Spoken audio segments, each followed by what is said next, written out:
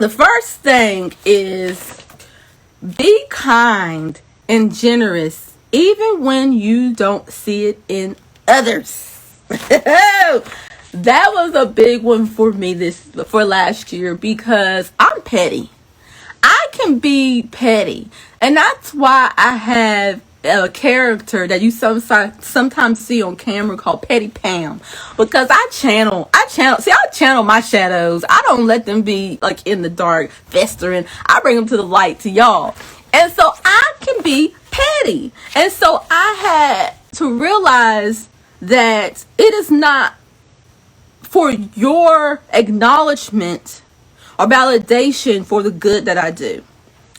The good that I do and the kindness that I showed is to show the light, to reveal the light in me. And when you make yourself a vessel for the light, then the light will continue to show up in your life because you are useful to it. And the more you expand, the more the light can use you. And it's not the blessings from other people that you are trying to get, because if you try to get love, adoration, money, or whatever from people, it's very limiting because people only have a certain amount of what they can give you. But when you go to the light, when you look to God, it is unlimited of the blessings that you can receive. So as a light worker, your work is not to be acknowledged by the world. Your work is to be acknowledged by the light and to reveal the light and to only receive what you want from the light, because you are infinite. Your energy is infinite, no matter what, if it's in physical or non-physical. So I have to be telling Petty Pam, like, look, Petty Pam, I know that they was rude, but you don't process their situation. You just stick to who you are and you let them be who they are over there, and you just keep shining that light regardless if they want to see it or receive it or not. Okay? So next is no longer keeping people in my life that doesn't bring value or see my value. Now, y'all, and this was a big one. This was probably the most emotional one for me, is letting go of relationships that didn't bring really any value in my life and didn't see me as valuable, didn't like me for who I was and what I was bringing to the table. And I had to come to grips with myself, is that I attach myself to relationships of people because I have an abandonment wound. That if you like me and you're in my life, that means something about my worth. And so I had people in my life that did not need to be there. If anything, they couldn't see my worth anyways. So they was just there. And the thing is that you're not a child anymore. It's not like you just go to school and you just play with someone, la la la. No, as an adult, your relationships needs to be resourceful. Okay? That's why I said I'm a resource to you on your journey. There's value here. What I'm saying, there's value here. There is a give and take in this relationship. This is a balanced relationship. So you want to start auditing the people in your life where it is not give and take. Whether you're giving or you're taking, but there's no reciprocity, okay? And you want to analyze that. You want to see what part you play in it. Because with me, the part I played in it is that, and I hate when people say this, I really do. But when I realized I was giving more to people, but it wasn't their fault, I was giving them something they didn't even ask for. And so I'm showing up in this way that they can't even receive because they didn't ask for that anyways. But I'm not a giver. Like, I'm not a person like, oh, I just give. No, I'm not a giver. I'm not that person. But what I'm saying is that I saw the potential in people that didn't even see that potential in themselves. And it is not my responsibility to uplift people. It's not my responsibility. You uplift yourself, okay? It's because if I'm not there, then what? So how resourceful am I to you? I'm just an enabler. Like, I enable my relationships. That's what I saw. And then, and I wasn't creating space for people that really could see my value of who I am and that really could give me value, because I had people in my life that was making me feel bad about myself. Like, for real. Like, I'm like, damn, is this something wrong with me? Like, you know, I had people in my life telling me they didn't like the way I talk and the way I act. And look here. What you see is what you get. This is how I talk. And I was trying to conform to keep these people in my life. And if you have to conform to keep anyone in your life, then there you go. That should let you know that's a red flag. You should not be conforming to keep anyone in your life. Okay? Okay. So then the third one is second guessing myself and looking for the answers in others. Yeah, I gotta take a sip with that one. And this is something that I'm sure a lot of you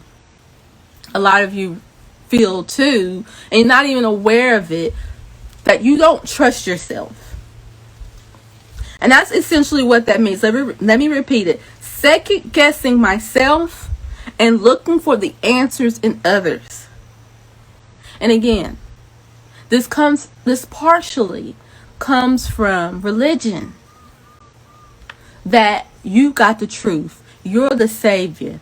The pastor, the person that's up on the pulpit giving us the truth, but we just sitting there receiving it. You know, look at all of these constructs that we have in society, that there is the main one and then it's us little people.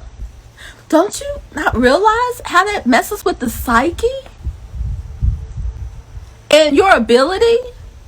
That if you're not in that position, then you're not capable and have access to any power or any truth or any direction in your life.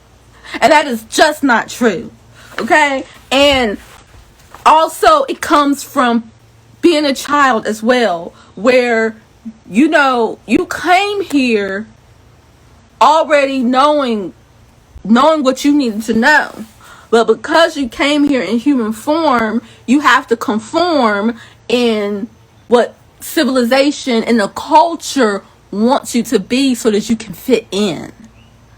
So because of that, because you know what you want, you know what you like, but then you have people around you like your mama and your daddy and your school and your friends telling you like, no, that ain't cool. No, you don't like that. No, that's wrong. You do what I say. I'm the adult here. So then you start second guessing that too. And before you know, you out here in the world just following along, being a little robot, doing what everybody else do. And when you feel that creative urge, then that becomes a wound. That becomes an insecurity for you to really do what you want to do. And then you feel ostracized if you do it. Because if you step out of that robot wheel or whatever you want to call it, then everybody gonna point the finger and they're gonna judge you and call you crazy and all this and that. And I'm here to tell you, call me crazy. I'll wear the t-shirt because I know the truth is in me. I have the answers within me. I always know what to do, what to say. And when I find myself second guessing myself, that is only the light telling me, not now. Not now. Chill out. Go over there somewhere. This ain't the time to make any decisions. When you have doubt, when you are overthinking, that is just your nervous system telling you, not now.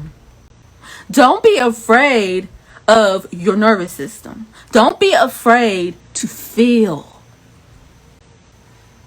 Don't be afraid to feel. Your nervous system is there for a reason, to guide you, to help you make a choice. Yes, there is a good and bad and a yes and a no. I do not live in that world. Oh, it's not wrong or right. No, your nervous system is there to tell you what's right and what's wrong for you. Okay? It doesn't mean that apply to everybody, but it applies to you. Okay? And so next is giving advice no one asks for and trust that they are capable. Okay. So this is where the balance comes in, because one of the things that the people that have been close in my life that says, you know, that you think you know it all and this and that, which I do know it all. I can't, my human design chart says I do know it all. See, when you know yourself and when you study yourself, nobody can't tell you about yourself. And look, my human design told me that I'm a know it all. Okay, my birth chart showed me that that you better listen to what I'm saying. But if they're not ready to receive, if their vessel isn't big enough to receive you, then why are you pouring water into a glass that's already full? And no, what you giving is not medicine, it's poison. So I had to learn the balance, because I do have the gift of gab. I love to talk. I just have a perspective that I see things that others don't see. I continue to affirm that I'm a divine vessel for light to use me in miraculous ways. But at the end of the day, it don't mean that I'm entitled to be telling you what you should be doing, especially when you didn't ask me. Now, on my platform, that's different. And see, this is why I get on my platform, my social media platform, and I get on my little video and I say what I want to say, because this is my platform. And if you come on here listening and you hear something you don't like, you are welcome to leave. But for me to call you up and be like, hey, let me tell you something about you, like, no, like like, you can do that if you want to, you really can. But for me, I don't want to waste my time. I don't want to waste my time and my wisdom on people that don't have the capacity to receive it in the first place. They don't have the capacity, or they just don't care, and that's okay. They don't have to, you know. But at the end of the day, in my personal, especially my personal relationship, that me and my partner, our energies are very different. My energy is masculine. When I say masculine, it's like out, direct, take action instantly. And his energy is he more ponders. He thinks about it.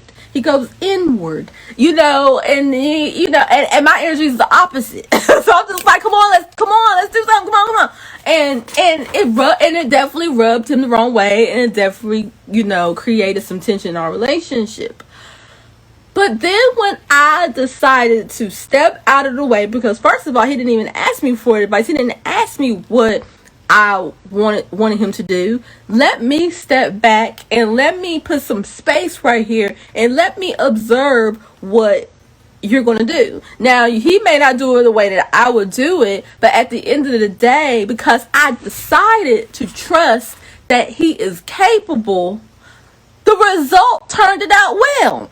And so even with my clients, because it's kind of like a double-edged sword, because I'm a life coach and I'm a teacher. So what I learned with being a life coach, you're not coming to me for the answers.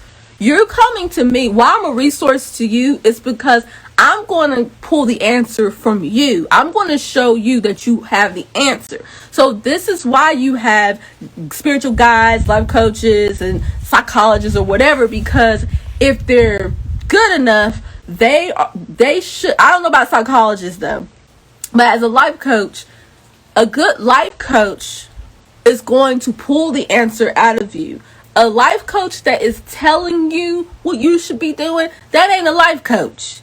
Okay, that's just somebody giving you their opinion. But how is that going to help you? Because as a life coach, I have to go into your mind and pull it out, because then I have to refigure your mind so that you'll be able to think and see clearly the way that you wanted to do in the first place. But there's certain questions and certain phrases that is going to unlock your mind, and that will help you see things in the way that's going to serve you. That's what a good life coach does. So this is why I'm a life coach, because it suits me well to be able to guide people and support people in their journey. But being a life coach, I also had to learn, no, you ain't here to like tell people what to do. You're not their leader. You know what I mean? You're their guide to help get the answer out. You know, and so I learned that this year.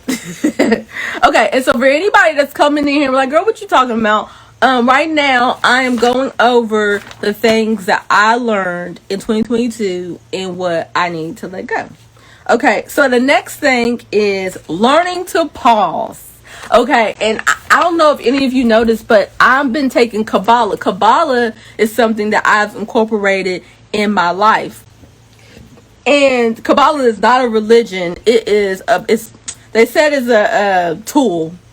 But it's not a religion. I feel like it could be though. But to me, I look at it as a mindset shift, y'all. And one of the phrases that they say in Kabbalah is pause. What a pleasure. Okay? Because what are we used to? We're used to confronting. We're used to going off on somebody. And sometimes in a situation, it requires you to pause. Just pause. Pause with a pleasure. That's interesting. Especially if you are the energy that always pop off. Okay, this ain't for those that you easily pause, right? You easily don't say no. You easily don't deal with something. This is for those that, like myself, that have a lot of fire. Okay, got a lot of mouth. Learn to pause with pleasure, because when you pause, it helps you recalibrate your nervous system, and then it helps you see things for what it actually is and not what your emotions is trying to mislead you to think what it is. Okay, and when you pause, it gives time. Okay, time is everything. Time, as the old people say, time will tell. So when you pause, you get to see the truth. But if you always going and moving and going and going, it's like you ain't paying attention what you need to pay attention to.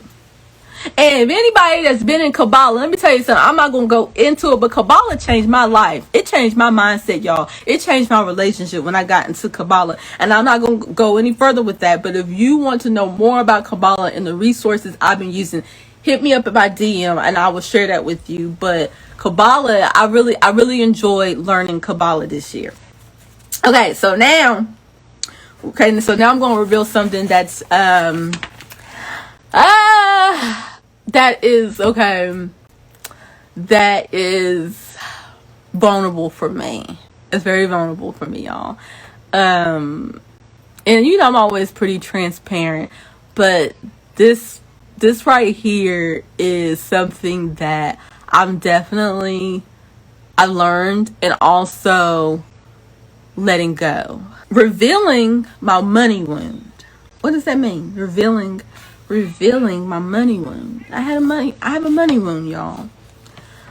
And when you have a wound, I just want to let you know it doesn't go away, because it leaves what? Even after you heal it, it leaves a scar. It doesn't go away. It's always there. So when you want to know what a wound is, because even when you get the revelation, and even when you get the coaching and you get the books that teach you how to, access a new way of being with this wound, as you continue to level up, you have to know your wound is your behavior when you are in certain situations that's always going to show up. And you want to be aware of that behavior. You want to be aware of things that bring that wound, that ignite that wound. So even though in that situation you leveled up, now you're going to go to the next level, and then that wound is going to be like, okay, I'm going to see if you leveled up. And so for me, it's money. Money is a big wound for me. And so the things that I learned about this money wound, that ain't gonna go away just because I get a whole bunch of money. It's still gonna be there. Is food stamps. Last year, like since being in Hawaii, I was on food stamps. And Ketzel, he was on it too, but then he got off of it when he started his business. He was like, I don't want to be dependent on the government. Well, me, I stayed on food stamps after that. I mean, still, cause we were both individuals, so we could have our own. But I stayed on food stamps from 2019 to 2022. And I realized it was because of a money boom. And food stamps can be assistance to you, but if you are capable of taking care of yourself and capable of producing an income and you are on food stamps, you are stealing, and the light will not serve you, and you will not receive abundance because you are taking something that you do not deserve. And that was something that I had to look at myself in the mirror about that, because I had to ask myself, why are you still on food stamps? Because your man make money. I mean, y'all fine. And I realized it was my lack of trust. It was my lack of trust that I didn't have enough. It was my lack of trust in him being a provider that will make sure I'd be okay. And the only way that our relationship and our bank account was going to transform is I had to get off of food stamps. Yeah. And I'm a little embarrassed to tell y'all that I was on food stamps, but I don't want to be one of these spiritual teachers teaching one thing and doing another. Because you see that a lot. You see a lot of spiritual teachers talking about abundance and wealth, but then they bound at the welfare office just like everybody else. And I'm not going against food stamps or government assistance, because there are people that are not able and capable. But if you are able and capable of taking care of yourself and making money and doing something, get off your ass and do it. This is when you got to trust in the unseen. And that's the part of me, is trusting in the unseen and knowing that I'm going to be provided for, and not necessarily putting all that energy on Ketzel, but testing God and be like, okay, God, I don't got no food stamps, I don't got nothing, I'm here, show me, I trust you. Okay, just like God want me to trust it. It's a two-way street. Put all my trust, and so that was a big one for me. And let me tell you, when I got off of food stamps the next month, because there was something going on. I don't know what happened. We didn't have no money. And when I told Ketzel I'm off of food stamps, it was like the next day, we would see $2,500 in the bank account. Just like that. $2,500 in the bank account. And I was like, oh my gosh. I was like, thank you, God. And ever since then, y'all, we've been doing it. And see, we live in one of the most expensive places in the world, Hawaii. And to this day, him and I are like, how do we make it? Because girl, let me tell you something. The food here is expensive, but we've been doing it. And then also equating money to my worth. And I think I'm going to go a separate live about my money wound. Equating money to my worth, scared to spend money. Okay, I'm a saver. I am frugal as hell, but I realize that I'm not going to get anywhere if I don't invest in myself and I don't invest in life. It doesn't mean I'm just going to go shopping and buy clothes or nothing. It just means things that's going to elevate our life and our situation. We need to put that money in there, into that. And I was scared. And then lastly is allowing a man to provide for me. Because before all of this spiritual journey, y'all, I had my own money. I had my job, apartment, a car, money in the bank, and a career. So I've always taken care of myself. So I'm in a place now to where I am vulnerable to a man. And that scares the shit out of me, because at any moment, Ketzel decide he don't want to do this no more. I don't got it. I don't got it. I don't got the money. I don't got no secret stash where I'm going to be okay. Because it was like, I have to trust my life. And I ain't saying there's anything wrong not to have a stash of money. But I'm saying that in order for me to evolve in my life, I have to trust every component in it because everything that I'm experiencing is myself. I can't sit here and say that I don't trust that man over there, but then sit here and say everything I'm experiencing is me. Well, then if I don't trust him, there's something within me that I don't trust. So I had to get to the point in our relationship to allow him to provide for me, to trust the union that we have. And then at times I found myself getting jealous for his wins.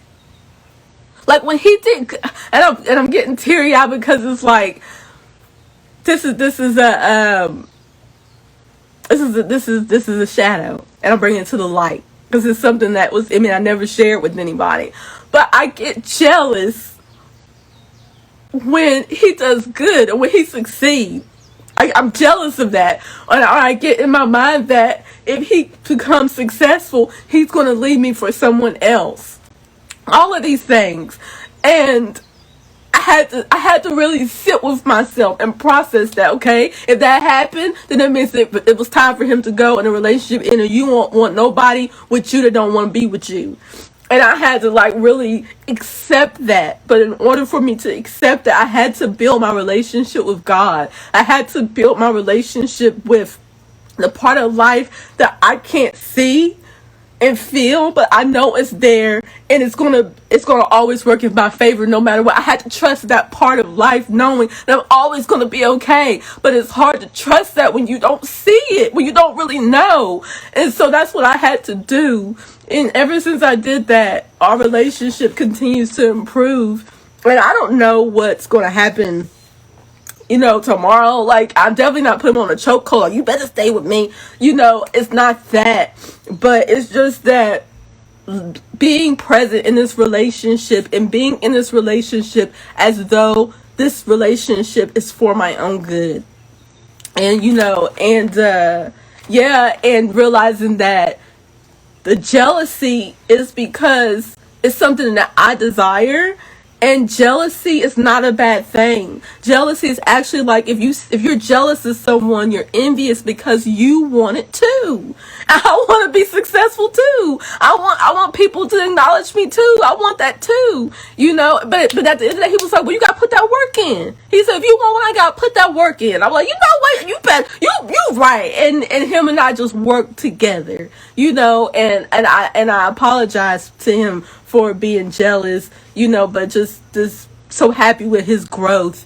But I realized that I had to be kind to myself, because it's okay for me to desire things. It's okay for me to want to have a good life. It's okay for me to want to have money in the bank. And it's okay for me to desire to be famous and to help people and people know who I am. It's okay. It's okay for me to have those dreams. And I was getting jealous of him because I was afraid to dream. And yeah. I'm a mess.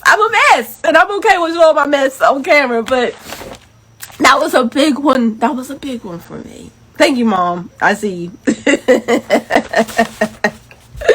So this is the first time I shared this, so that's why I think I got teared up, because I ain't tell nobody this stuff, Okay, so the next one is, Mama Tika said, appreciate your vulnerability. I love to share some things I've gone through because I need some female energy. Okay, I don't know if I'm going to do it on this live, but maybe I can, after this live is over, I can do another live and we can just get on camera and people can share, because it's power in sharing, y'all. It's power in sharing your story, sharing your situation, because what the power is that when people see what you going through, it heals them or whatever they're going through, because they're not alone. Oh, you said in Messenger. Oh, okay. I know you want to come on camera. Okay, Black B said, I'm crying because nobody ever explained what I couldn't about my jealousy.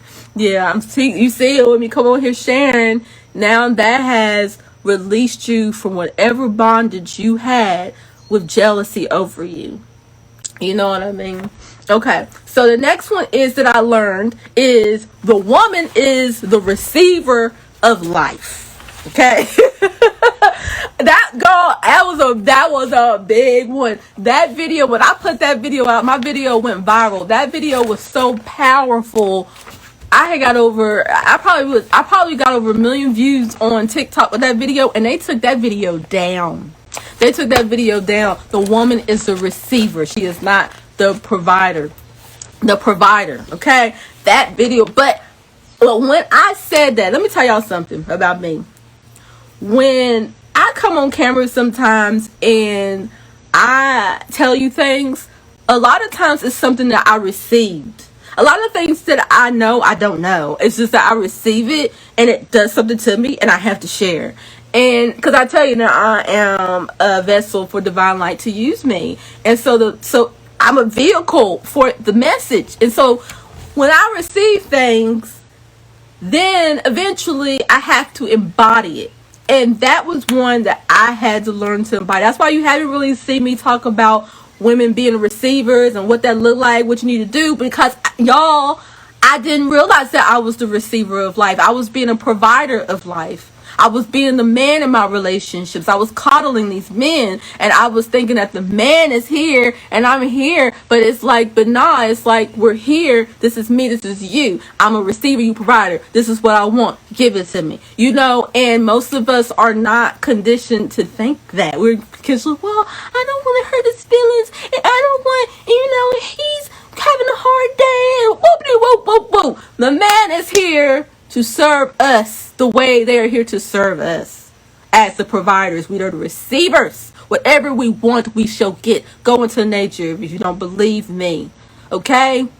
Women don't chase men. The men come to us and show us what they have, and we decide we want it or not. But it has flipped. But the message came back to me. No, we are the receivers. Whatever it is that you want as a woman, you are here to receive that. And first you must embody that within your nature. And then you will attract the people, the things. It's not just about men and relationships. It's about receiving all into life. See, life comes through you. Okay? Life comes from you. Without you, life cannot be. Okay? And so once I realized that, I hadn't embodied that in my relationship, and it was hard. It was a big adjustment.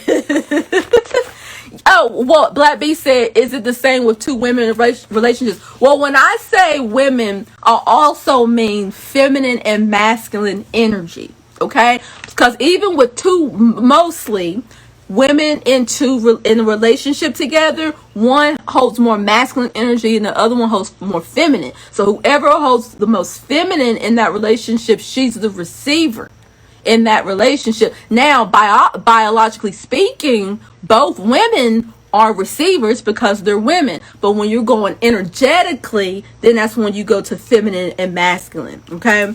And there's this big argument about that, but I don't care what the argument is. It's man and woman, masculine and feminine.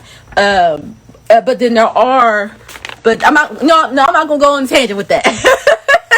I'm not gonna go on a tangent. But what I'm saying is, if you are in a homosexual relationship, just be aware that masculine and feminine energy is present. Now, I'm not saying that two feminine men wouldn't be attracted to one another, but the way sex is that one is going to take on the trait than the other. That's just polarity. That's just polarity of life. Okay. And so I had to embody this to be the receiver, and it definitely ruffled some feathers in my relationship because there was change. And me and Kettle realized that we don't like change. We don't welcome change in our life. But then, because we both are followers of the truth and seekers of the truth and livers of the truth, eventually we just got on board to it, And so next is, what you say and do to others is planting seeds of that energy. So this is why you shouldn't gossip about people. This is why you shouldn't say And I'm guilty of it, because there's nothing more I love to do than talk about somebody. But I realize that I'm only hurting myself. I'm not hurting them. It's just something about knowing somebody's business, right?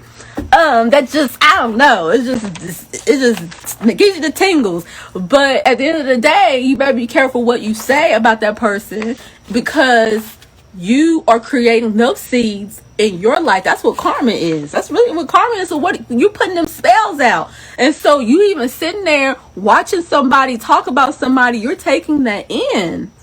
So you have your mind is so sacred. It's more sacred than you guys know. You want to know how sacred your mind is and how your mind works. You ever like had a child, like if you are a parent, right? And every little thing you do, your child mimics you. You can't say nothing or do nothing without your child copying you. Well, that don't go away because you're an adult. It's still like that for you. So you have to be careful with the negativity that you allow in your life. It is so huge, and this is what weakens you. This is what weakens your immune system, your nervous system, and just all your systems is negativity. And you decide what you want to take in, but the number one thing is what you putting out. Okay, what you putting out of your mouth and saying about someone. You planting them seeds, and you gonna see it in the spring. Okay. And so next is, okay, this was a big one for me too. This was a hard one. This was one. Last year was about relationships for me. Last year was about relationships. There were many times me and Ketzel was like, we didn't know we was gonna still be together, and I've ended friendships with people. I ended friendships with people. Last year was definitely about relationships for me. So I learned a lot about relationships. And I said that you can't have self-love being single or isolated. That's not self-love. Self-love is achieved through relationships. Now, I'm not saying that when you're single, you're not loving yourself. Like, yeah, I'm loving myself. Yeah, I love me. Yeah. But there ain't nobody there. There ain't nobody there triggering you. There ain't nobody there crossing your boundaries. There ain't nobody there going against your standard. It's just you. There ain't nobody there second guessing you. There ain't nobody there hurting your feelings. There ain't nobody there getting you emotional. So of course you love yourself. But the love is true and firm when you find yourself in those difficult situations with people that don't seem to love you back. Do you still love yourself?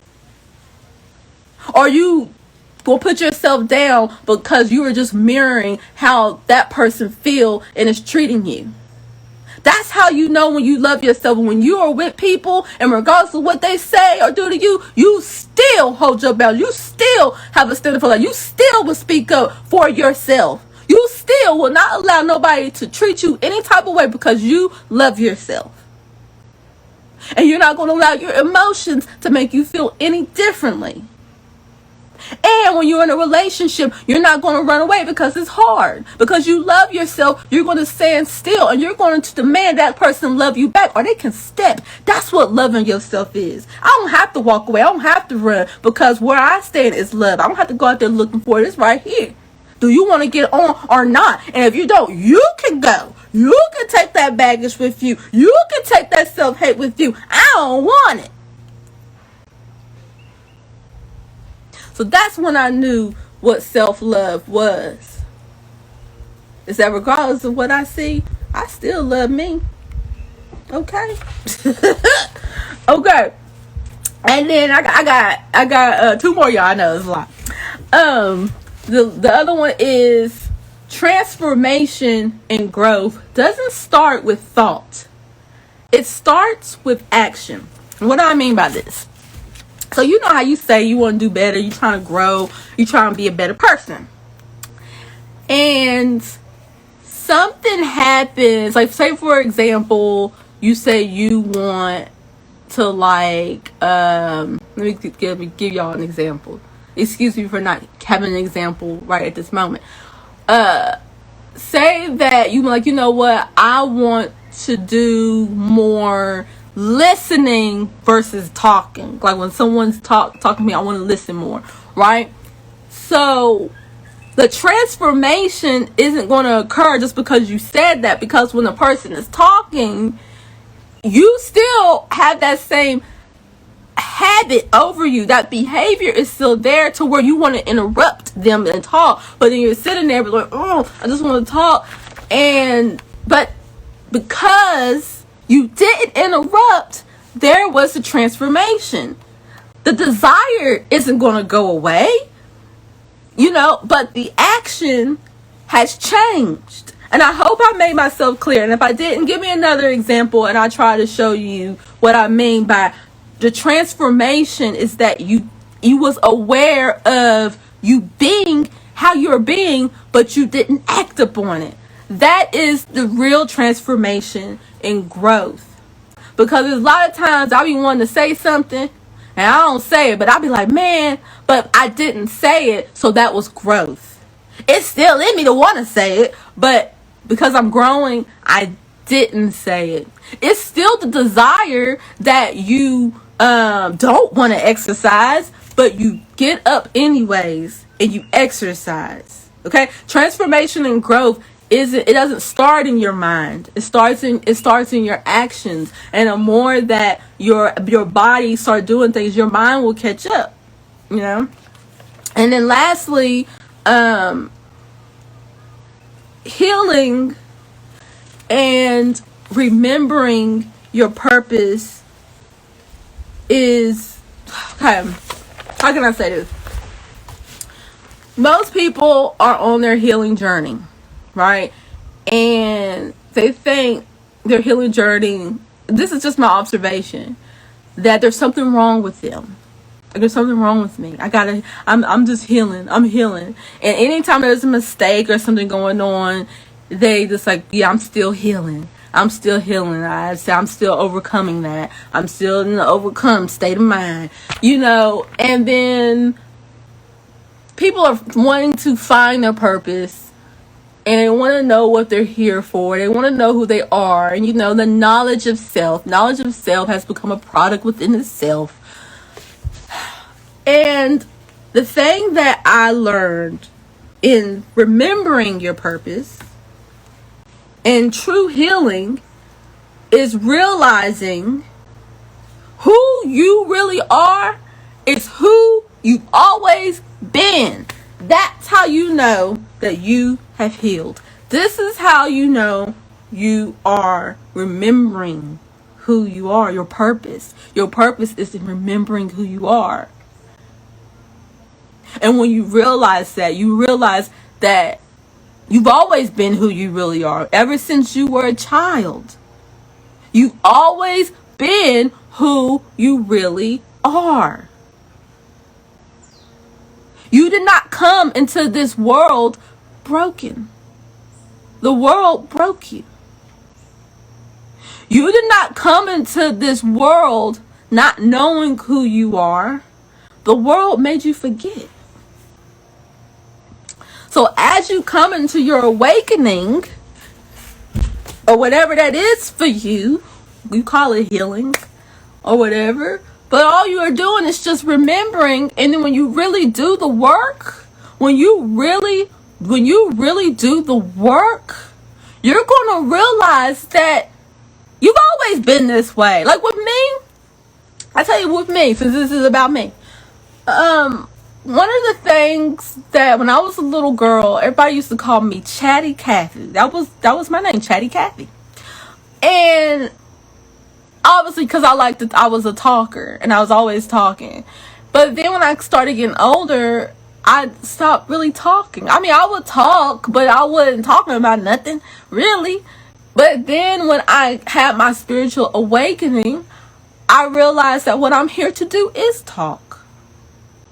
And then as I'm getting all spiritual, then I'm trying to be mindful of what I'm saying. I'm trying to say the right words and trying to say it in the right etymology and just, and trying to be all holier than thou. And it's just like, no, who I am, I'm the person that says what everybody's thinking. See, when I was a little girl, I would just say anything. I would say it like I said. I would always tell the truth when I was a little girl. I was a truth teller when I was a little girl, and I would just say it like I meant it. And then as I got older, I started candy coating because people couldn't handle it. But now that I'm in this familiar place of knowing myself, I'm like, I don't care if it hurts your feelings. It probably needs to hurt your feelings. But at the same time, I've learned how to accept what is coming back at me, because you can't just be just telling people the truth and tell them like it is if you can't receive it back, and I had to learn, when I'm saying truth, y'all, I'm talking about my perspective, because at the end of the day, that's all you spewing out anyways, is your perspective of how you see the truth. Okay, everybody talking about is their truth. No, it's just one truth and everybody's perspective of it. And so I'm really good at giving my perspective on something. But then because of the people around me not knowing who they are, they're making me feel bad about who I am. And I'm trying to water down who I am, and I'm not helping nobody.